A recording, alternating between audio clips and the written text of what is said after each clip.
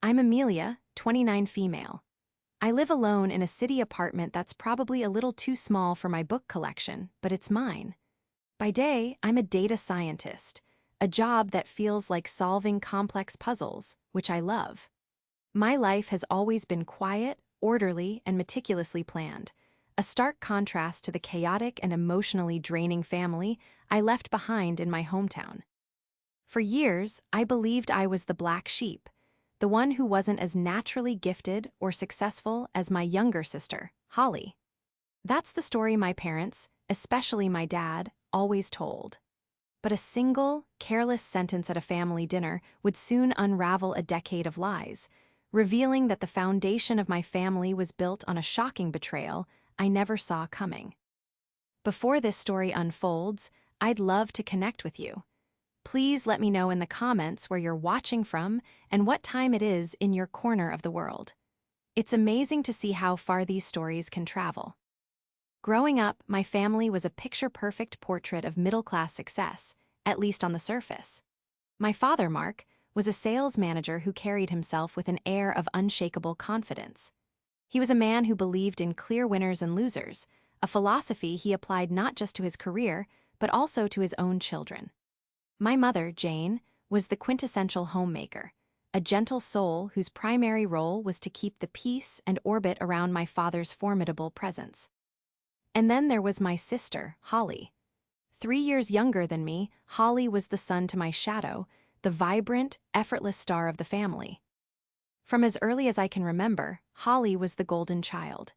She had a natural charisma that drew people in, a dazzling smile, and an uncanny ability to get exactly what she wanted. While I was quiet and studious, losing myself in books and equations, Holly was out making friends, joining the cheerleading squad, and winning school talent shows. My parents reveled in her accomplishments. Our living room mantelpiece was a shrine to Holly's achievements. Trophies, pageant sashes, framed photos of her accepting awards. My academic certificates were tucked away in a folder in my father's office, rarely mentioned.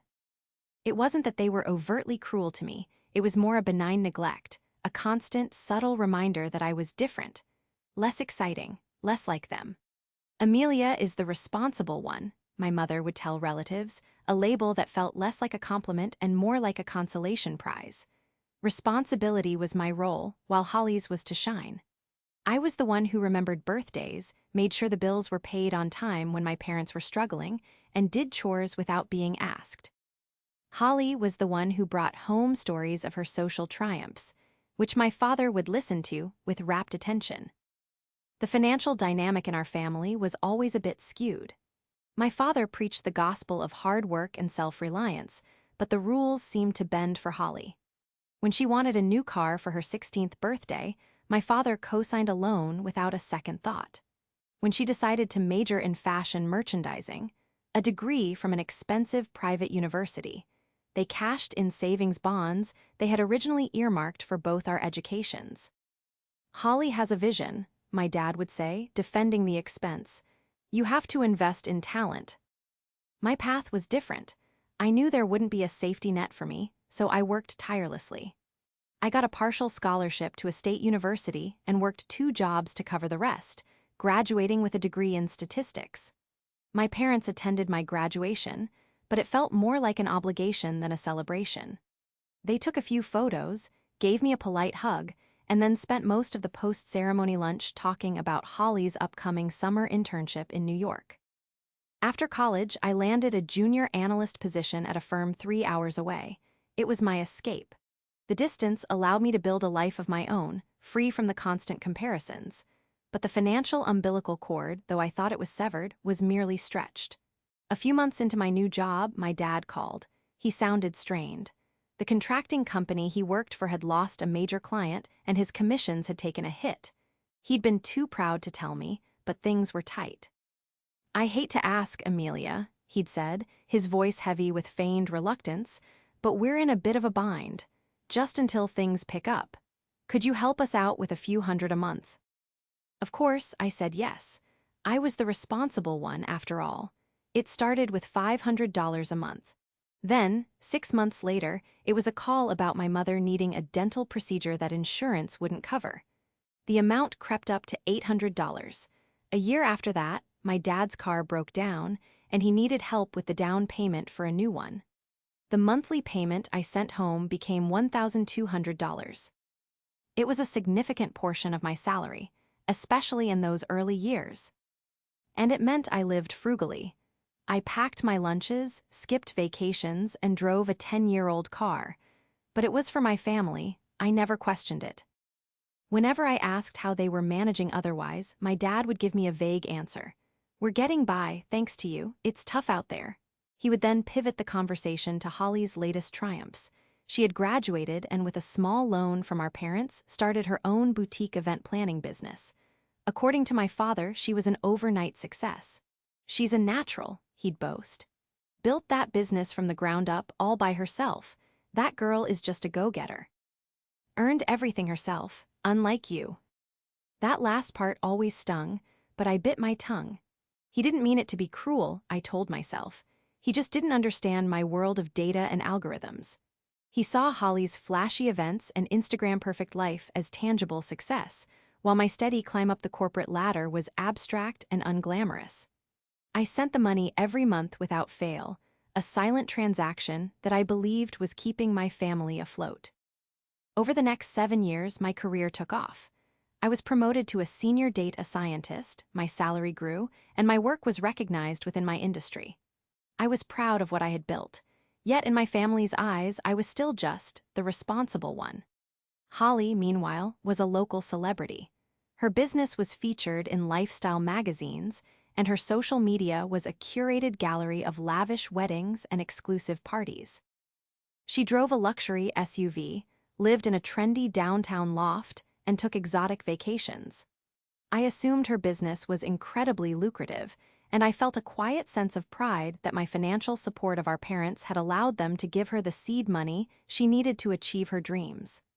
My sacrifice, I reasoned, had been worth it. It had enabled Holly to shine, and it had kept my parents from financial ruin. Or so I thought. The distance I kept was both a blessing and a curse. I visited for major holidays, but our conversations were superficial. We'd talk about the weather, my work in vague terms, and Holly's latest extravagant event in great detail. I never breathed a word about the money I sent. It felt like a private, dutiful act, and I worried that mentioning it would embarrass my father. It was our secret arrangement, a testament to my role as the reliable daughter. This carefully constructed facade of my sister's brilliant solo success, my parents' dignified struggle, and my own quiet, distant existence was about to be shattered by a few careless words at a birthday dinner. And I was completely unprepared for the ugly truth it would reveal. The occasion was my father's 58th birthday, a milestone that prompted my mother to insist on a proper family dinner. This meant a reservation at the Chestnut Grill, the fanciest restaurant in my hometown, the kind of place with white tablecloths and waiters who refold your napkin if you get up to use the restroom. It was a rare summons for me to come home on a non-holiday weekend, but I agreed. My relationship with my family felt like a delicate ecosystem. My physical absence and financial presence were what kept it in balance. To refuse would be to disrupt things, and I wasn't a disruptor. I was the responsible one. I drove the 3 hours from my city apartment, a journey that always felt like traveling back in time. The highways narrowed, the buildings shrank, and the familiar landscape of my youth unspooled outside my window. I arrived at my parents' house to find Holly's gleaming white SUV already in the driveway. She was inside, holding court in the living room, looking effortlessly chic in a designer dress. She greeted me with an air kiss that smelled of expensive perfume. "Amelia, so good of you to make it," she said, her tone bright but her eyes scanning my simple, professional attire with a flicker of what looked like pity. My parents fussed over her, my dad beaming with pride as she recounted a story about planning a last-minute wedding for a minor celebrity. "She's a miracle worker," he declared to me, as if I were a stranger who needed convincing. At the restaurant, we were seated at a large, round table. My Aunt Daisy, my mother's sister, joined us. Daisy was a high school teacher, a pragmatic and kind woman who had always been a quiet source of support for me. She was the only one who ever asked detailed questions about my job, listening with genuine interest as I tried to explain the complexities of data modeling. The dinner started predictably. The conversation was monopolized by Holly and my father. She talked about her recent trip to Bali for a destination wedding consultation, and he hung on her every word. I chimed in occasionally, but my contributions were usually met with a polite nod before the spotlight swiveled back to Holly. At one point, my mother turned to me and asked, "So, are you still happy at that computer company, dear?" I worked for one of the largest tech firms in the world, but to her, it was just a computer company. "It's going really well, Mom," I said. "I was actually promoted to lead a new project last month." "Oh, that's nice," she replied, her attention already drifting as Holly began showing photos on her phone. The tension, for me at least, began to build when the topic turned to finances. My Aunt Daisy was talking about one of her former students who was struggling to pay off his college loans. My father shook his head with theatrical gravity. "It's all about work ethic," he announced to the table. "People these days expect handouts. Nobody wants to earn their success anymore." He then looked over at Holly, his chest puffing out with pride. "Look at Holly. She built her business from nothing, not a single cent of help from us. Every designer bag, every vacation, she's earned it all herself. She's completely self-made." I felt a familiar sting, but I stayed silent, swirling the wine in my glass. I knew he was conveniently forgetting the small loan they'd given her to start the business, but I let it slide. It was his birthday, and this was his favorite narrative, the bootstrap success of his golden child. He wasn't done. He turned his gaze to me, and a slight, dismissive smile touched his lips. "Your sister earned everything herself, unlike you." The words hung in the air, sharp and heavy. My fork clattered against my plate. Aunt Daisy's eyes widened slightly. My mother shifted uncomfortably in her seat. Holly just took a delicate sip of her wine, a smug little smile playing on her lips. For years, I had absorbed comments like this. He didn't understand the years I'd spent studying, the long hours I'd worked, the sacrifices I'd made. To him, my success was earned in the same way Holly's was because it wasn't as visible, as glamorous. But this time, coming on the heels of his sermon about handouts, it felt different. It was a direct and deeply unfair comparison, especially since my money, the money I had earned through my own hard work, was the very thing that had kept him and my mother comfortable for the better part of a decade. A wave of cold anger washed over me, so potent it almost took my breath away. All the years of biting my tongue, of quietly sending money, of accepting my role as the secondary, less impressive daughter, it all coalesced into a single moment of clarity. I had been a fool. I leaned back in my chair, my voice surprisingly calm and steady when I spoke. "Then I won't send you any more money." The chatter at the table stopped. My father, who had been about to take a bite of his steak, froze. "What?" I met his gaze directly, my expression unreadable. I said, "I won't be sending you any more money. Since Holly is the one who has earned everything herself and she's so successful, I'm sure she can take care of you from now on. Now it's her problem." My father's face, which had been flushed with wine and self-satisfaction, began to turn pale. A confused, panicked look flickered in his eyes. He let out a short, nervous chuckle. "What money? What are you talking about, Amelia? You haven't sent us a single cent." The silence that followed was absolute. It was as if all the air had been sucked out of the room. I didn't say a word. I just held my father's gaze. He looked utterly bewildered, but it was the flicker of genuine confusion in his eyes that sent a chill down my spine. He wasn't lying to cover for something. He truly seemed to have no idea what I was talking about. Slowly, as the seconds ticked by, everyone at the table began to turn their heads.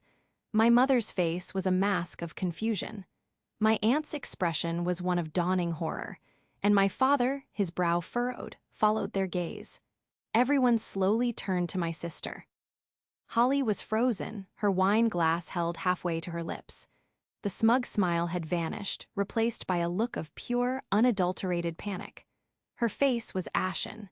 In that single, silent moment, the truth, or at least the terrifying shape of it, became horrifyingly clear. The money I had been sending for nearly 10 years had never reached my parents, and there was only one other person who could have taken it. The silence in the restaurant was deafening. It felt like a scene in a movie where the sound cuts out right before the explosion. All eyes were on Holly, who looked like a deer caught in the headlights of an oncoming truck. Her face, usually a carefully composed mask of effortless confidence, had completely crumbled. The color had drained from her cheeks, and her perfectly painted lips were parted in a silent gasp. My father was the first to break the spell. He tore his eyes away from Holly and looked back at me, his expression a chaotic mix of confusion and anger. "Amelia, what is this? What kind of sick joke are you playing?" he demanded, his voice a low growl. "You haven't sent us money. Why would you lie about something like that?" I remained perfectly still, my hands resting in my lap. My own shock was a cold, hard knot in my stomach, but on the outside I was a sea of calm. "It's no joke, Dad," I said, my voice even. "For the last 9 years, I have sent you money every single month. It started at $500, and it's been $1,200 a month for the past 7 years. I did a quick, painful calculation in my head. That's $110,000. The amount hung in the air, a staggering sum that made my mother gasp audibly. She put a hand to her chest, her eyes wide with disbelief as she looked from me to my father, and then finally to Holly. "$1,200 a month?" my father repeated, his voice barely a whisper. He looked utterly lost. It was clear from his genuine bewilderment that this was the first he was hearing of it. The lie wasn't his. "What's going on, Holly?" my Aunt Daisy asked, her tone sharp and direct. She had always been able to see through my sister's polished exterior. "Amelia is not a liar. Where is the money?" Holly finally broke her paralysis. She set her wine glass down with a trembling hand, the clinking sound echoing in the tense silence. She tried to force a laugh, but it came out as a strangled, high-pitched squeak. I don't know what you're talking about," she stammered, her eyes darting between our faces, looking for an ally and finding none. "Amelia, you must be mistaken. Maybe you sent it to the wrong account. You know how you are with details and numbers." It was a desperate, clumsy attempt to shift the blame, to paint me as the absent-minded, nerdy daughter who couldn't handle her own finances. But it was too late. The seed of doubt had been planted, and it was growing into a monstrous tree of suspicion right before our eyes. My father, who had spent his entire life championing Holly, looked at her with the first flicker of doubt I had ever seen in his eyes. "The wrong account? For 9 years?" he asked, his voice laced with a dangerous edge. "I set up an automatic bank transfer 9 years ago," I stated calmly, cutting through Holly's frantic denials. "To the joint savings account you and Mom opened for me when I was a teenager, the one you told me to use for family emergencies. You gave me the account details yourself, Dad." My father's face went from pale to ghostly white. He remembered. I could see the memory dawning on him. I had called him to get the account number and routing information all those years ago. He had rattled them off from a well-worn piece of paper he kept in his desk drawer. "But we haven't used that account in years," my mother whispered, her voice trembling. "I thought it was closed. Holly's name was on it too, from when she was in high school. We added her so she could deposit checks from her summer job." And there it was, the final, crucial puzzle piece. Holly's name was on the account. The entire table turned to look at Holly again. There was nowhere for her to hide. Her lies, her entire carefully constructed image of the self-made entrepreneur, were unraveling thread by thread. "Holly," my father said, and his voice was terrifyingly quiet, "tell me the truth, right now." Tears began to well up in Holly's eyes. This was her go-to defense, the one that had worked on our parents her entire life. A few tears, a quivering lip, and all would be forgiven. "I don't know what to say," she sobbed, burying her face in her hands. "You're all ganging up on me. Amelia is just jealous. She's always been jealous of me and my success." For a moment, I saw my father waver. The instinct to protect his golden child was deeply ingrained, but the facts were too stark, too damning. The lie was too enormous. "Jealous," I said, and this time there was a raw edge to my voice. "I've been living on a shoestring budget for years, Holly. I skipped vacations, I drove an old car, I put off buying a home. All because I thought I was helping our parents, helping them stay afloat so they could help you get your start. I was proud of you. I thought your success was partly my sacrifice. But it wasn't, was it? Your success was my sacrifice." The truth of my own words hit me with the force of a physical blow. Her designer clothes, her luxury SUV, her loft apartment, her exotic trips, I had paid for them. All of it. I had single-handedly funded the lavish lifestyle of the sister who my father had just praised for being self-made. The irony was so bitter, it tasted like poison. "Mark," my mother pleaded, looking at my father, her face a mess of tears and confusion. "What is happening?" My father ignored her. He was staring at Holly, his face a thunderous mask of dawning fury. The man who had spent a lifetime making excuses for her, defending her, and placing her on a pedestal was finally seeing the cracks in his idol. "Show me your phone, Holly," he commanded. "What, no?" she cried, clutching her purse. "Show me your banking app. Right now," he repeated, his voice leaving no room for argument. "Open the app for that savings account." Trapped, Holly hesitated. Her entire body was trembling. With fumbling fingers, she pulled out her phone. Her hands were shaking so badly she could barely unlock it. After a few agonizing seconds, she opened her banking app and, with a look of utter defeat, slowly turned the screen towards my father. Even from across the table, I could see the long list of transactions. Monthly deposits from my bank account, labeled Amelia Family Support. And then, a corresponding series of transfers, usually made within a day or two, moving the exact same amount from the joint savings account into another account labeled Holly Business. The final, irrefutable proof. The slip of the tongue had become an avalanche, and it had just buried my sister in a mountain of her own deceit. The rest of the dinner was a blur of silent, excruciating tension. My father stared at Holly's phone screen for what felt like an eternity, his face hardening into a mask of cold fury. He didn't yell. He didn't explode. The silence was somehow worse. He slowly pushed his chair back, stood up, and tossed his napkin onto his half-eaten steak. "We're leaving," he said, his voice flat and devoid of all emotion. The car ride back to my parents' house was the most suffocating 20 minutes of my life. I drove with Aunt Daisy, while Holly rode with my parents. I could only imagine the crushing weight of the silence in that other car. When we arrived, my father strode into the house without a word, heading straight for his home office. My mother followed him, wringing her hands and weeping quietly. Holly stumbled out of the car after them, her face streaked with mascara, looking like a broken doll. Aunt Daisy put a calming hand on my arm. "Don't go in there just yet," she advised, her voice gentle but firm. "Let him process. This is a bomb that just went off in the middle of their world." I just nodded, feeling numb. We sat in the living room, the same room where Holly's trophies and awards gleamed under the lamplight, mocking the entire family's history. The house was eerily quiet for a few minutes, and then the shouting began. It was my father's voice, muffled but shaking with a rage I had never heard from him before.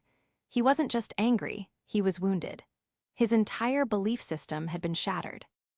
His perfect daughter, the one he had championed as the epitome of hard work and success, was a fraud. And worse, she had made a fool out of him.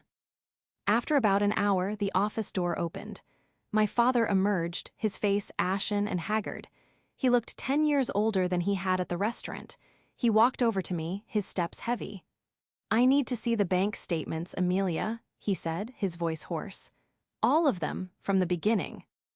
For the next 2 hours, the four of us, me, my father, my mother, and Aunt Daisy, sat at the dining room table, huddled over my laptop. Holly had been banished to her old bedroom, her sobs audible from down the hall. I logged into my online banking portal and pulled up 9 years of statements. Line by line, we traced the money. The monthly transfers, always on the 28th, from Amelia F. Thompson to the joint savings account. The amounts were consistent, undeniable. As my father saw the relentless, documented proof of my sacrifice, his expression shifted from anger to a deep, profound shame. He saw the dates, the steady flow of money that had coincided with his own financial downturns, with my mother's medical bills, with all the little crises I had blindly tried to solve from afar. He saw the tangible evidence of the support he had claimed never to have received. "I don't understand," my mother said, her voice choked with tears as she pointed to the screen. "Holly told us her business was an instant success. She said she landed a huge client in her first month." "There was no huge client," I said, the pieces clicking together in my mind. "I was the client. My money was her seed money, her operating capital, and her profit all in one." We then did something I should have done years ago.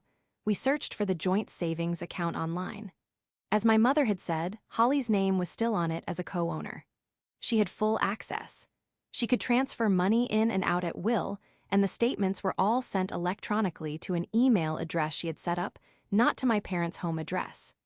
She had created a perfect, invisible pipeline, siphoning my support directly into her own accounts. The true depth of her deception was staggering. It wasn't just that she took the money, it was the elaborate narrative she had constructed around it. We found the old feature in the local lifestyle magazine about her booming business. In it, she was quoted as saying, "I started with nothing but a dream and a $500 loan from my savings. It was terrifying, but I believe in hard work." My father read the line aloud and then let out a sound that was half laugh, half sob. "A $500 loan from her savings," he repeated, shaking his head in disbelief. "She was cashing your first check for $500 at the time." The betrayal was multifaceted, a web of lies spun so skillfully that it had ensnared all of us. She had lied to me, making me believe our parents were in constant financial distress. She had lied to our parents, creating a fantasy of her own brilliant success while secretly using my money to fund her lavish lifestyle. She had effectively stolen not just my money, but also my parents' respect for me. She had allowed them, encouraged them, to see me as the less successful, less ambitious daughter, all while she was literally living off my hard work. The comparison my father had made at the restaurant now felt like the cruelest cut of all. "Your sister earned everything herself, unlike you." He had spoken those words with such conviction, such pride, and Holly had sat there, accepting the praise, knowing it was all built on a foundation of my money. By the time we finished, it was nearly 2 a.m. The dining room table was littered with empty coffee cups. My father sat back, his face buried in his hands. "I'm so sorry, Amelia," he whispered, his voice cracking. "I've been such a blind fool." It was the first time in my life I had ever heard my father apologize for anything, but the words brought me no comfort. The damage was too deep, the deception too vast. The family I thought I had, the roles I thought we all played, had been a complete fabrication. My quiet sacrifice had been twisted into a tool for my sister's selfish gain, and the very people I was trying to help had been unknowingly complicit in my erasure. The web had been unraveled, but we were all caught in its sticky, toxic threads. The morning after the disastrous birthday dinner, a heavy, oppressive silence hung over my parents' house. It was the kind of silence that's full of unspoken words, accusations, and regrets. I had barely slept, my mind replaying the events of the evening in a painful, endless loop. I came downstairs to find my father sitting alone at the kitchen table, staring into a cold cup of coffee. The confident, authoritative man I had known my whole life was gone, replaced by a ghost. His shoulders were slumped, and his face was a roadmap of exhaustion and shame. He looked up as I entered, his eyes filled with a sorrow so deep it startled me. "I couldn't sleep," he said, his voice raspy. "I just keep thinking. Every time I bragged about her, every time I compared you to, I was spitting on your sacrifice. I was praising the thief and belittling the provider." I didn't know what to say. I just poured myself a cup of coffee and sat down opposite him. For a long time, we just sat there in silence. It wasn't uncomfortable, but it was heavy with the weight of everything that had been shattered. My mother eventually joined us, her eyes red and swollen from crying. She avoided looking at me directly, her guilt a palpable presence in the room. She busied herself making toast, the simple, domestic act a stark contrast to the complex ugliness of our situation. Holly, we learned, was still locked in her room, refusing to come out or speak to anyone. Later that morning, my father made a decision. "We need to know everything," he said, his voice regaining a sliver of its old resolve. Not just where the money went, but how. What did she do with it? His demand was a quiet command, a signal that he was shifting from grief to action. He wanted the full, unvarnished truth. The problem was, Holly was the only one with access to the accounts where my money had ultimately ended up. After a brief, tense discussion, my father went upstairs and knocked on her bedroom door. We could hear his muffled, firm voice, and then, a few minutes later, he came back down, followed by a defeated-looking Holly. She wouldn't make eye contact with any of us. She looked small and frail without her usual armor of designer clothes and confident smiles. Dressed in an old, oversized sweatshirt, with her hair uncombed and her face pale, she looked like a stranger. My father pointed to the laptop on the dining room table. "Log in," he said, his voice cold. "Show us everything." With trembling hands, Holly sat down and logged into her primary checking and credit card accounts. And for the next hour, we witnessed the silent confession of her decade-long deception. It was all there, laid bare in the stark, unforgiving language of financial statements.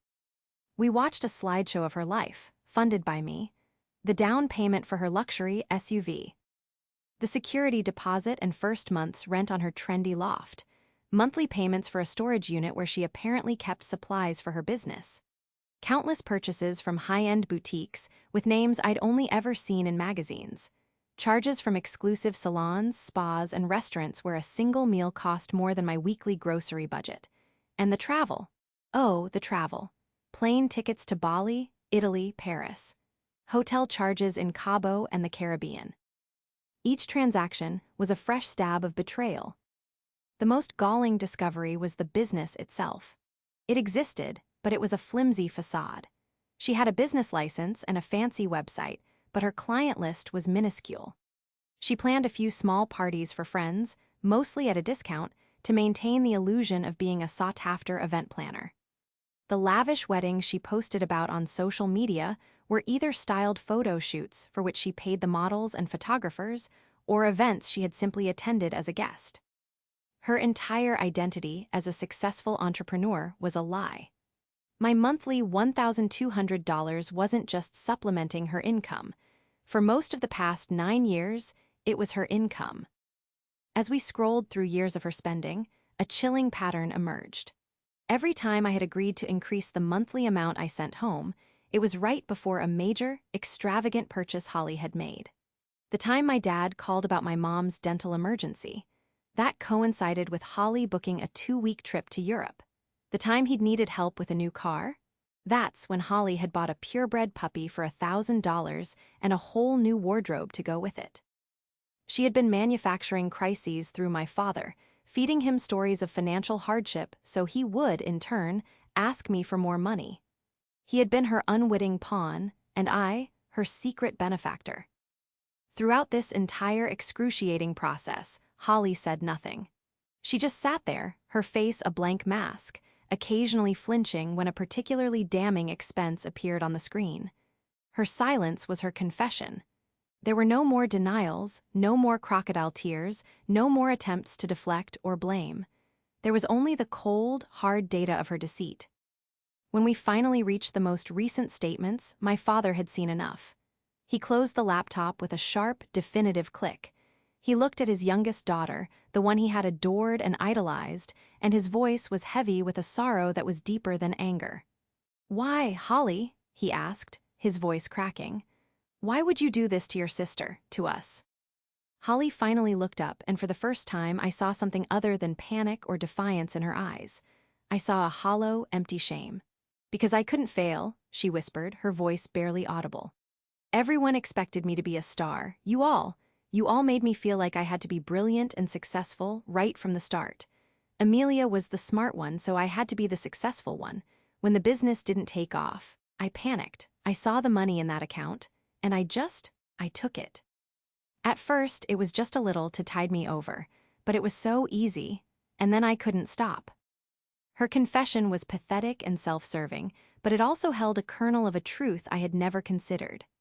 The roles our family had assigned us, me the responsible one, her the star, had become cages. She was just as trapped in her role as I was in mine.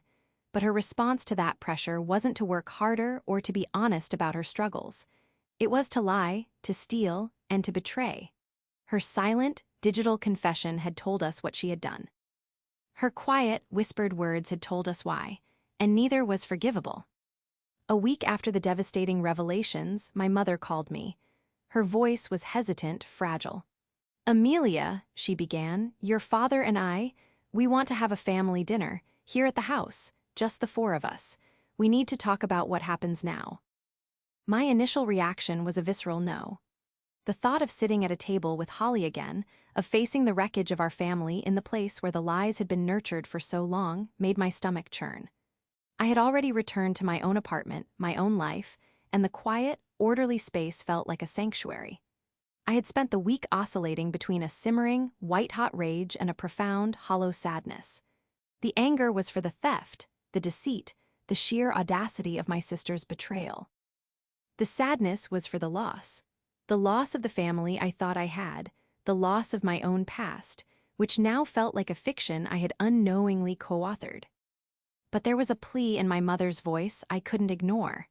This wasn't a request for a celebration, it was a summons to a reckoning. This was about closure, about deciding the future of a family that was fundamentally broken. Reluctantly, I agreed. When I arrived at their house that Saturday, the atmosphere was thick with a tension that was even heavier than the week before. Holly was already there, sitting on the living room sofa, looking pale and withdrawn. She had moved out of her loft, the first consequence of her financial pipeline being severed, and was temporarily staying in her childhood bedroom. The trophies on the mantelpiece seemed to mock her. My father, Mark, looked weary but resolute. The blind adoration D once had for Holly was gone, replaced by a grim, painful clarity. My mother, Jane, tried to busy herself with the dinner preparations, her movements jerky and anxious.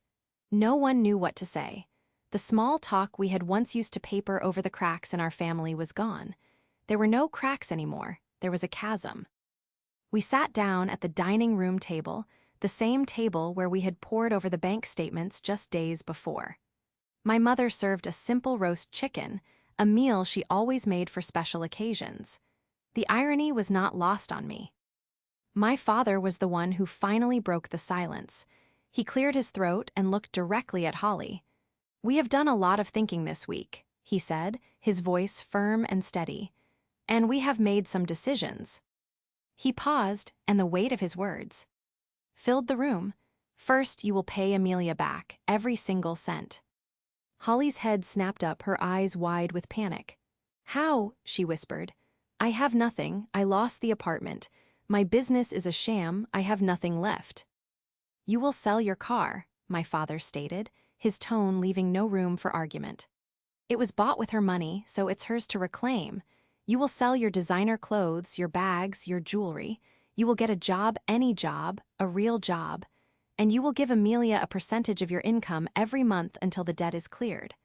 I don't care if it takes you the rest of your life. You will make this right." Holly began to cry, but these were not the performative tears she had used in the restaurant. These were the quiet, desperate tears of someone who was finally facing a real, unavoidable consequence. My father wasn't finished. He turned his gaze from Holly and looked at me. His eyes were filled with a raw, painful humility that I had never seen before. "Amelia," he began, and his voice cracked with emotion. "I know that sorry is not enough. It will never be enough. For 9 years I failed you. I dismissed your hard work, I ignored your sacrifices, and I belittled your success, all while I was praising a lie. I was a fool, and I was a bad father. My pride and my favoritism blinded me to the truth, and I am so sorry for the pain I caused you." My mother, who had been silent until now, reached a trembling hand across the table towards me. "We were so proud of her," she said, her voice choked with tears. "We wanted to believe the story she was telling us. We should have paid more attention. We should have seen you, Amelia. We really should have seen you."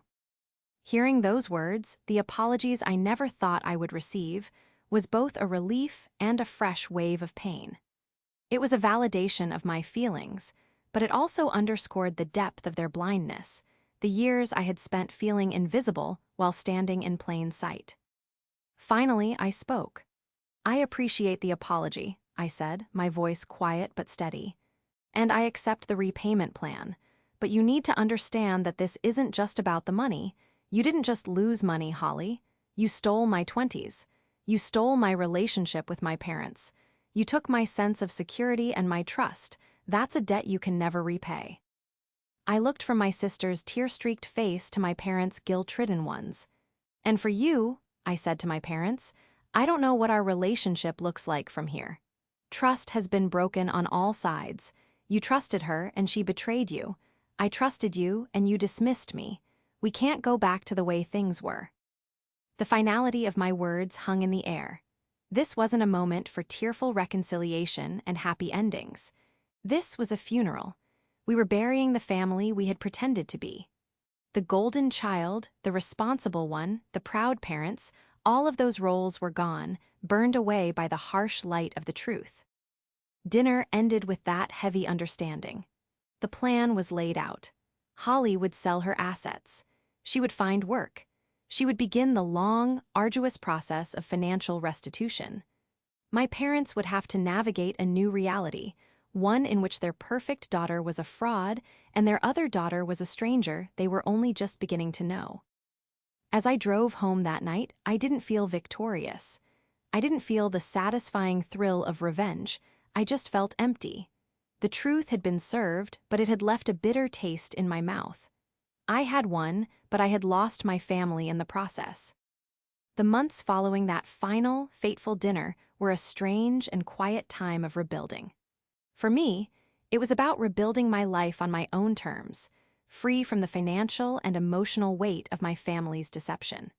For them, it was about picking up the shattered pieces of their lives and figuring out who they were without the comforting lies they had believed for so long. True to his word, my father oversaw the dismantling of Holly's fraudulent life. Her luxury SUV was sold, and the money was transferred directly to my bank account. It was a significant sum, but it felt less like a repayment and more like the return of stolen goods. Holly, stripped of her assets, was forced to confront the reality she had so skillfully avoided for years. She got a job as a retail associate at a department store in the local mall. I heard from my Aunt Daisy that she was humbled, quiet, and seemed to be genuinely trying to atone for what she had done. She began making small monthly payments to me, a constant, tangible reminder of the chasm between us. We didn't speak. There was nothing left to say. My relationship with my parents shifted into a new, uncertain phase. The phone calls were awkward at first, stilted and full of unspoken apologies. My father, in particular, seemed determined to make amends. He started asking about my work, not just as a polite courtesy, but with genuine eye. And tourist. He asked me to explain data modeling to him, and he listened patiently, even when the concepts were clearly over his head. It was his way of saying, "I see you now. I'm trying to understand your world." My mother sent me care packages filled with my favorite homemade cookies and long, rambling letters expressing her regret. They were small gestures, but they were consistent, and they felt sincere. We began to slowly, cautiously build a new relationship, one based not on assigned roles and false narratives, but on a fragile, emerging honesty. The biggest change, however, was within me. With the financial burden lifted, I felt a sense of freedom I hadn't realized I was missing. The $1,200 a month that had once been a symbol of my silent sacrifice was now my own. I started investing it, building a future that was solely for me. I took my first real vacation, a trip to the national parks out west, and reveled in the beauty of the landscape and the simple joy of being untethered. I also started looking at my own career differently. I had always been driven, but now my ambition was for myself, not to prove my worth to anyone else. I pitched a passion project at work, a complex predictive model that I had been developing in my spare time. My boss was so impressed that he not only approved it, but also promoted me to head a new data science division. The promotion came with a significant raise and a corner office with a view of the city skyline. It was a success that was unequivocally mine, earned through my own talent and hard work. About a year after the truth came out, I used the money from Holly's car and my own savings to make a down payment on a condominium in the city. It was a beautiful space, with large windows, high ceilings, and enough room for all my books and then some. As I stood in my empty living room on the day I got the keys, I was struck by a profound sense of peace. For so long, I had been the ghost in my own family, the quiet, responsible one whose contributions were invisible. My sister had stolen my money, but in doing so, she and my parents had inadvertently given me a gift, the chance to completely redefine my life. I still see my parents. We have dinner once a month, usually at a neutral location halfway between our homes. The conversations are still sometimes cautious, but they are real. They ask about my work, my new home, my life, and they listen to the answers. Holly is never the main topic of conversation. They mention her in passing, that she's taking accounting classes at the local community college, that she's been promoted to assistant manager at her store. They speak of her with a kind of sad detachment, as one would speak of a distant relative who has made some poor life choices. The pedestal she once occupied is gone, replaced by the quiet, unglamorous reality of her long road to redemption. I don't know if our family will ever fully heal. Some betrayals cut too deep, and the scars remain even after the wounds have closed. But I have found a different kind of healing. It's the healing that comes from stepping out of the shadows and building a life in the sun, a life that is authentically, unapologetically my own. I am no longer just the responsible one. I am Amelia, a successful data scientist, a homeowner, a traveler, a woman who is defined not by her family's expectations or betrayals, but by her own strength and resilience. And that is a success that no one can ever take away from me.